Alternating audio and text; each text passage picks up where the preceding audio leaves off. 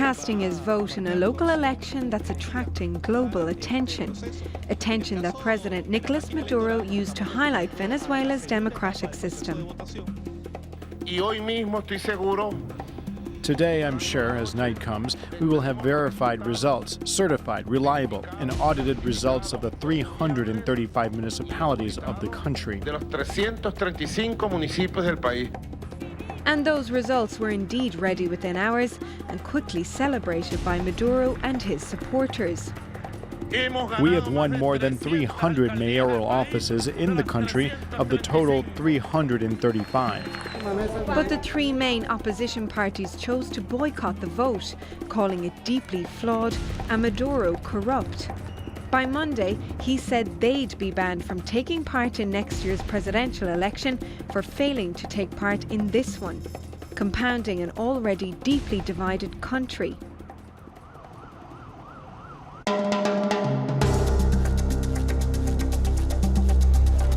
Next year's presidential election is set to take place in December, but it could be sooner if political instability worsens. Opposition parties Justice First, Popular Will and Democratic Action all say this week's mayoral election was rigged in favour of Maduro's United Socialist Party of Venezuela, with reports of food vouchers allegedly being traded for votes. They also say there were irregularities in a previous election in October, which included a shortage of polling stations in anti-Maduro neighbourhoods. Maduro has been in power since 2013, when his predecessor Hugo Chavez died. His Socialist Party has led Venezuela for 18 years, but it's facing instability and economic challenges. This year alone has seen more than 100 people die in protests against the government, several opposition members imprisoned, and the nation suffering one of the biggest economic meltdowns in Latin American history. Maduro has also made international enemies and has blamed the US for destabilizing his country with sanctions. Maduro insists his decision to ban the opposition from Sunday's election was because he was following criteria set by the National Constituent Assembly, an assembly which came into force in August and has the ability to rewrite the constitution, as well as being dominated by people loyal to Maduro. Una farsa electoral. It was an electoral farce that does not reflect in any way the will for change of a people that today wants things to be different in our country. Sean distintas en nuestro país. So with another election next year, will opposition parties be able to think outside the box to oust a man they've labelled a dictator, but to others is a hero? Vanessa Keneally, The Newsmakers. Well, joining me now from London is Latin America analyst Javier Farge. In Washington, D.C., we have Sonia Schott. She's the managing director of the Schott International Consulting, which looks at U.S.-Venezuela relations. And in San Francisco, Marco Aponte Moreno. He's a senior teaching fellow at University College London who specializes in Venezuelan politics. Thanks all of you for joining us. Javier, let me begin with you. Maduro announcing a party that has not participated today, cannot participate anymore. They will disappear from the political map. Why does he want to ban the opposition ahead of the elections, Javier? First of all, it was not an announcement. It was a comment which was ill-advised. I don't think it was necessary to make a comment, especially after the Chavistas won these elections. He probably shouldn't have said that. However, the president does not have the power to ban political parties in Venezuela. The only people who can ban political parties is the National Electoral Commission, and there is also a law in Venezuela called the Law of Electoral Participation, Article 27, that says that if after a period of time a political party which has put his name in the voting registry, if they don't participate, they will have to be banned or they will have to apply again.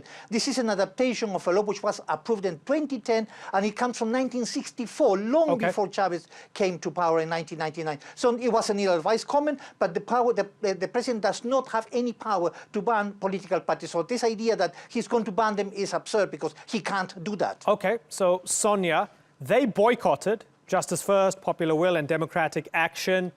And I guess Maduro was rubbing it in after the mayoral races to say, if you don't run now, you can't run next year. But nobody's banned for the moment. So do they have nothing to worry about? Can they still compete fairly come the presidential election, Sonia? Thank you. Actually, what I agree with the previous comment, but we have to keep in mind that Maduro has become a strong man in Venezuela. By strong man, I mean not because of his leadership, but because he is an authoritarian leader in Venezuela. So what it says with this comment is that there are no separation of powers, no rule of law in Venezuela, and undermining institutions. So in that regard, so Maduro thinks that he can decide the destiny of Venezuela just by making some announcement without taking into account democratic means. So it's not a democracy anymore, it is an authoritarian regime. Okay, and I see Javier shaking his head in disagreement, but I'm going to come to you in a moment. I want to get Marco's opinion first. Marco, the fact that Maduro's allies won more than 300 of 335 mayoral offices in this recent local election, should we be congratulating them? Well, not at all. The reason why they have these results is because, of course, the majority of the opposition boycotted the election. Now, something to say about the banning.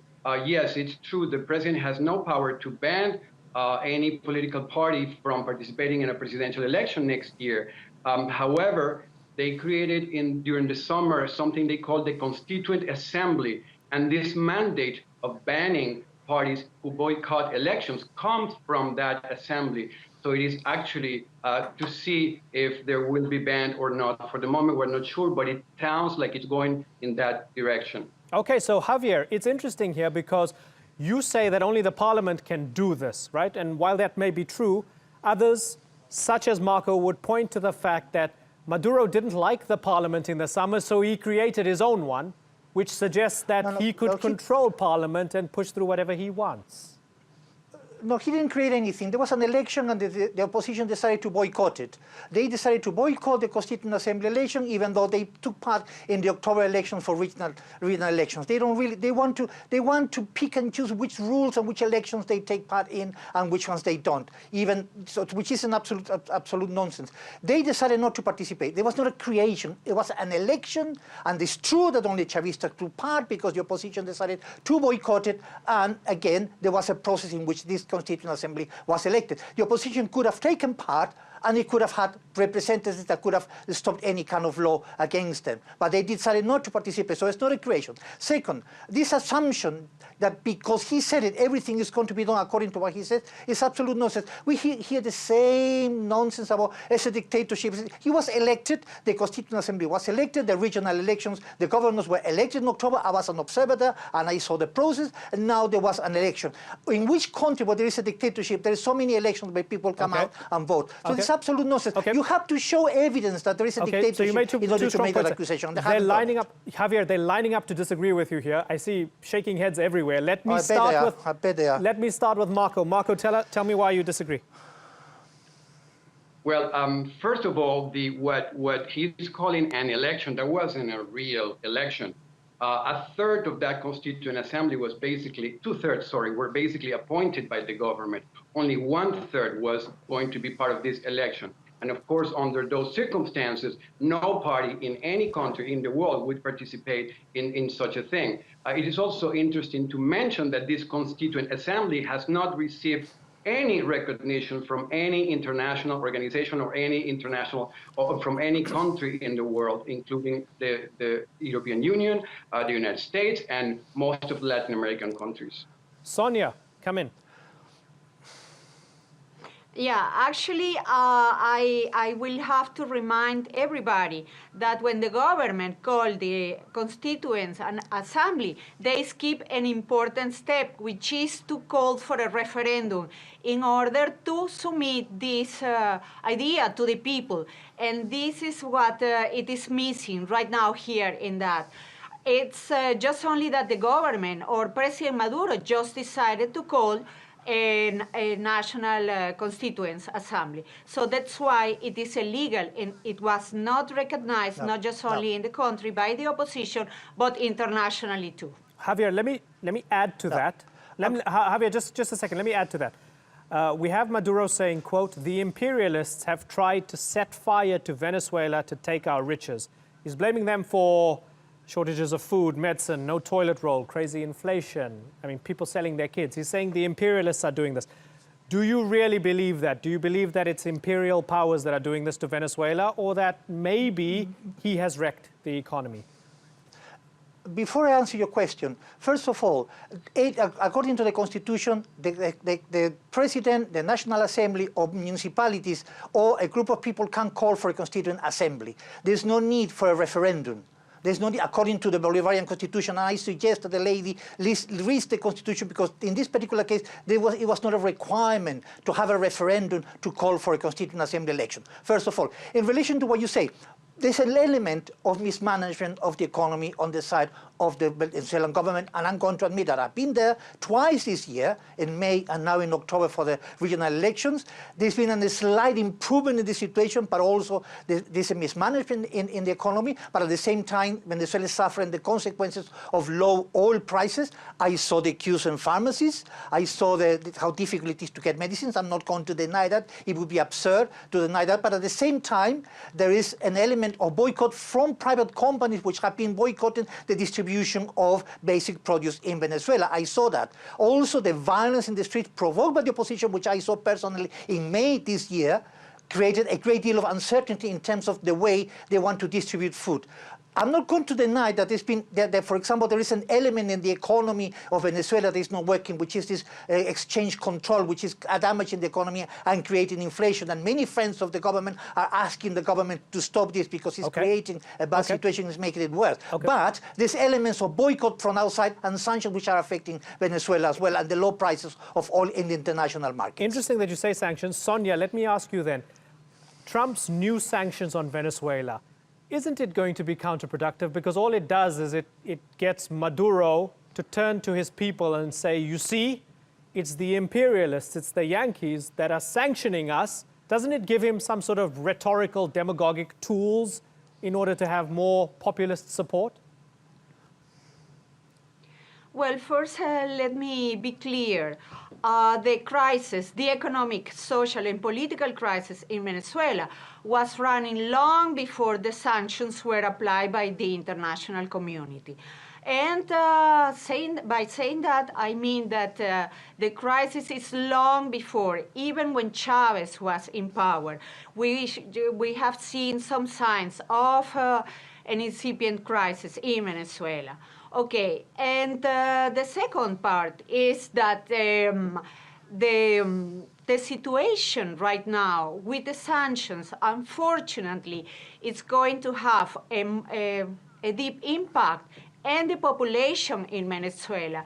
And that's why we don't see people are taking the streets again, because they are in surviving mode in Venezuela. Yeah, Marco, they are not interested in fight political ideas or so. Again, I mean, and it's horrendous to see people queue up for food, especially, you know, in the past few years, or a decade ago, Venezuela was a fantastic place economically, especially when you compared it to the neighborhood. Marco, how desperate is the situation now? I mean, is it as bad as it's ever been, and is it as bad as it's ever going to be, or do you foresee it getting worse? Yeah, the situation right now is worse than it has ever been. We're now talking about a humanitarian crisis. We're talking about people eating once a day only. We're talking about a lack of medications. It's really, really dreadful. And something interesting to mention here is that the government is using hunger as a political tool. They have created something they call the Motherland ID, which in Spanish translates as Carnet de la Patria. And actually people are promised things, food and care and housing if they vote for the government. It's a dreadful situation what you're seeing now. It's kind of a perverse system. Right. Javier, you say the government's not using hunger as a political tool. No. First of all, I agree with him that actually the situation is pretty bad. He uses the word humanitarian crisis. I would like to refer that as serious and bad as it is, and I have seen it, it's pretty, very, very, very bad. It doesn't reach the level of humanitarian crisis according to the UN. There's a humanitarian crisis in South Sudan, in Nigeria. No, that's where you have that kind of Javier, I mean, the difference between one and the other. However, but I agree with you that the situation is pretty bad. But thousands of I agree refugees, with that. Colombia, Trinidad and Tobago. That's fine. I right? agree. Cities like Boa Vista in Brazil, they're struggling to cope you with have always the decided. You follow the Obviously, you traffic, have, right? It must be listen, bad if people are going as refugees to neighboring countries that are poorer. Can I finish? Am I debating against three people, including you? Go ahead. Can I have my say, please? Go, because obviously go I'm ahead. Javier, don't do that. Don't play that game. Come on. You say there's no humanitarian situation. I'm saying there's refugees. Finish your point. I'm trying to answer the question, but you keep on interrupting me and taking the side of the other people. That's fine, fair enough, that's your prerogative. Listen, the situation is pretty bad. Now, the government has created grassroots communities which have decided to supply of produce in which Venezuela is still self-sufficient, to replace those which they can actually not get. Right, that's the first thing. Second, between May and October this year, when I was there twice, I saw a slight, not a big one, a slight improvement in the situation in Venezuela. Not good enough to satisfy the majority of people. I agree with that.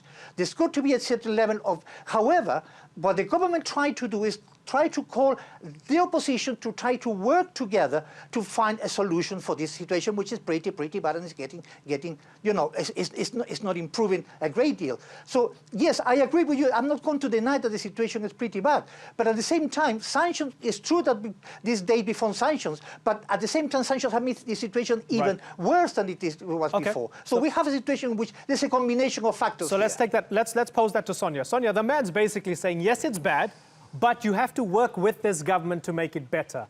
Why don't you, Sonia, trust this government to work with them in order to reverse the humanitarian crisis? Well, actually, we have to consider that the government is actually cornered because of the sanctions imposed especially by the US. So they don't have any way out. The only way out for them is to remain in power.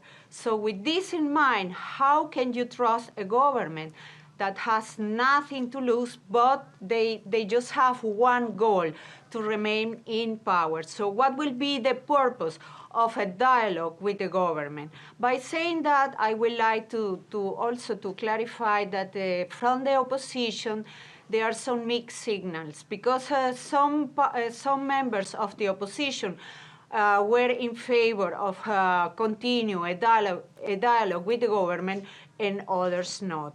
Also the international community. So the Venezuelan people, or the people in Venezuela, is really very confused because they don't see a clear picture where the opposition wants to be. Right. So in that regard, I agree, it is very confusing right now, the situation. Very finally, Marco, how do we get out of this? Well, yeah, the opposition is definitely fragmented at the moment. However, the opposition was united in July when we had a referendum all over the world. And the way to get out of this is to get back to being united. I think the opposition has to unite, and they have to rally behind one candidate, ideally an outsider, somebody who will allow them to get some of the vote from the disenchanted Chavistas, and that's the way to go, and participate in the election, in the presidential election next year. Okay, so Javier, wouldn't that be a good thing if the opposition could get their act together, unite behind a single candidate, and we could have healthy democracy in the country? Of course. Every democracy needs a strong opposition to make the government accountable for its actions. And I think there should be a strong opposition in Venezuela, and I hope that they agree to create an opposition, not only to be able to oppose the government, but also to offer an alternative to the economic situation which they haven't given offering yet. And by the way, I wanted to apologize for my reaction before, but you know, it's a very heated debate about in relation to what's going on here. But yes, but we need a strong opposition in Venezuela. But it's very difficult to find how they are going to find a unified candidate for next year's election, because everything is, they're in total disarray. They have to offer an alternative to the economic situation in Venezuela. They haven't done that so far. And unless they do that, they are not going to have, people will not believe in them and they will not vote for them. So yes, there should be a strong opposition, because every democracy needs one. And unfortunately, in Venezuela, the opposition is not fulfilling that role that corresponds to a decent, ethical and valid, intelligent opposition. They have to agree, they have to get together, they have to create, some kind of basic elements to be able to oppose the government. So far, they haven't failed to do that, and I don't see how they can do that in the near future. Okay. I just don't see how. I hope they do, but I don't see how. Okay, terrible times for the ordinary people of Venezuela. It is a divided society, and the economy is in free fall. We hope they get to see better times. We hope to see you on the program as well in the future, Javier, Sonia, and Marco. Unfortunately, I've got to move on, but it's been a pleasure talking to all of you. Thank you very much for joining us on the Newsmakers.